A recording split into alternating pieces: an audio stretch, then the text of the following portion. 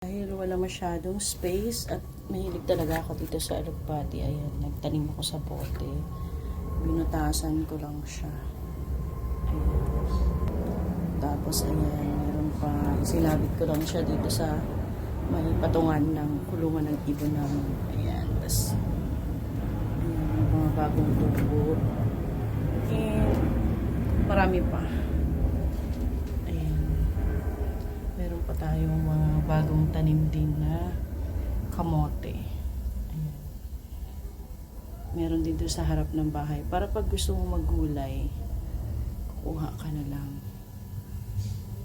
Ayan. O diba? Dahil maliit lang yung space natin. Gagawa tayo ng paraan kung paano mapadami yung tanim natin.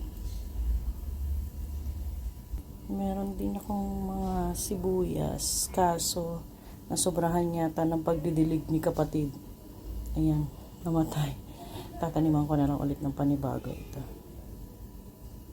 Tapos, may butas siya sa ilalim din para pag yung sobrang tubig ay hindi ma-stuck. Hindi mabulok yung ugat ng mga halaman. Tutulo na lang din siya pababa.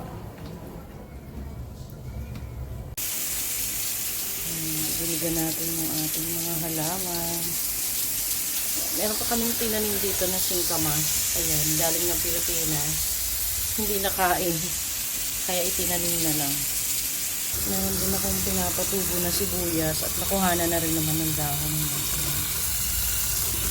Ayan, sibuyas. Ito naman dragon fruit.